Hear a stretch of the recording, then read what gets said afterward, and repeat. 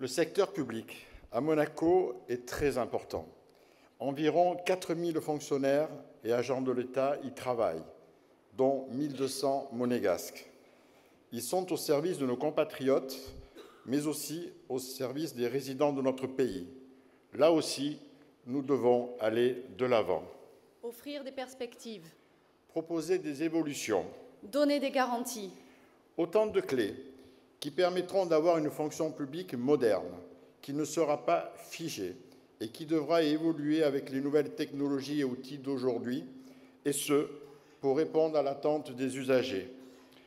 Nous proposerons en premier lieu de rouvrir le grand chantier du projet de la loi cadre portant statut des fonctionnaires, aujourd'hui égaré sur le bureau du président du Conseil national depuis 2011, celui-ci ayant fait en sorte que le vote de ce texte soit reporté après les élections. Je vous laisse juge.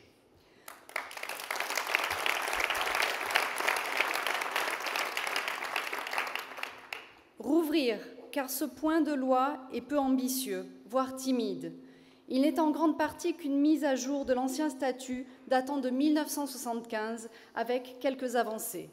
Nous demanderons, en parallèle à ce projet de loi, que soit mis en place un véritable statut des agents de l'État, lesquels aujourd'hui en sont exclus. Nous lancerons une grande consultation sur l'actuelle modernisation de la fonction publique afin de pouvoir ouvrir des négociations sur des constats partagés. Pas un seul sujet n'en sera écarté.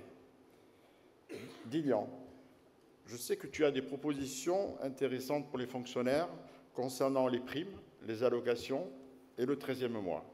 Tout à fait, Alain. Nous demanderons à ce que soit instauré un nouveau critère d'attribution concernant les primes et allocations. Ceci afin de mettre fin au système actuel particulièrement injuste des seuils d'indice et de quotient familial. Nous estimons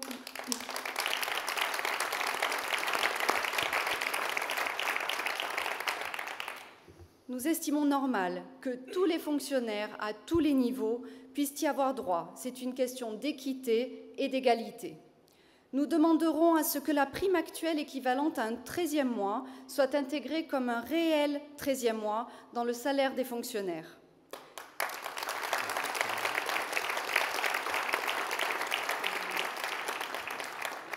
Nous demanderons également à ce que tous les agents monégasques de l'État qui n'en bénéficient plus dès lors qu'ils sont retraités du fait de leur basculement dans le régime de la CAR puissent continuer à la percevoir sous forme de primes versées par l'État. Là aussi, il s'agit d'un souci d'équité et d'égalité.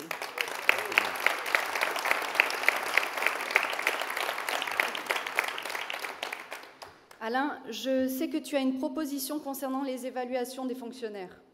Effectivement. Nous mettrons en place une réflexion afin que les évaluations des fonctionnaires puissent aboutir à des gratifications, même substantielles, en dehors des avancements classiques. Ceci aura pour but de garder leur motivation intacte, car aller aujourd'hui expliquer à un fonctionnaire, après plusieurs années d'évaluation positive, que sa situation n'a pas évolué. Dilian, tu peux nous dire un mot sur les retraites et les prestations médicales de l'État ? Oui, Alain.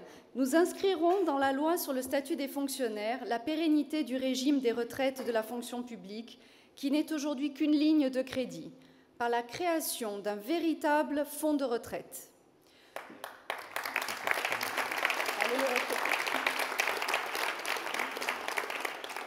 Nous demanderons à l'État, par le biais du service des prestations médicales de l'État, de s'engager à établir des négociations avec l'Ordre des médecins afin de signer une convention.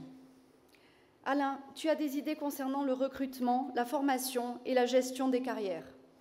Oui, car c'est un sujet très important. Nous proposerons une évolution dans le recrutement, la formation et la gestion des carrières, notamment en ce qui concerne le vivier des fonctionnaires. Engageons une étude sur les besoins futurs de nos services afin de diriger les monégasques intéressés par la fonction publique, quel que soit leur âge, vers des formations spécifiques adaptées correspondant à nos besoins. Pourquoi, en effet, aller chercher ailleurs des profils que nous pourrions avoir chez nous Cela demande simplement un peu d'anticipation et de bon sens.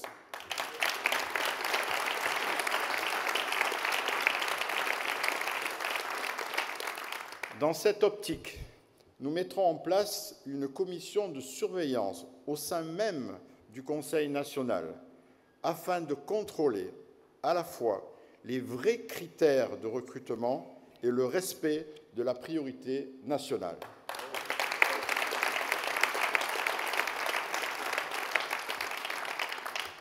Nous proposerons que tout agent de l'État ayant 6 années de contrat à durée déterminée puisse obtenir un contrat de travail requalifié en contrat à durée indéterminée.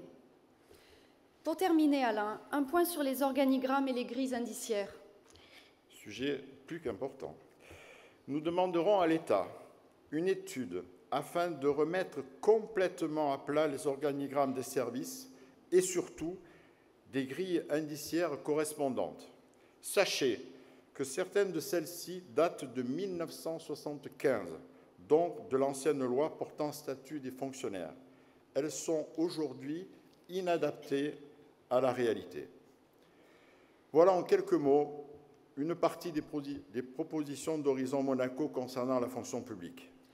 Toutes nos propositions, vous les trouverez plus détaillées dans le programme d'Horizon Monaco que vous allez bientôt recevoir chez vous. Ces propositions, nous vous le promettons, Horizon Monaco les défendra pour vous. Mais pour cela, nous comptons sur vous le 10 février 2013.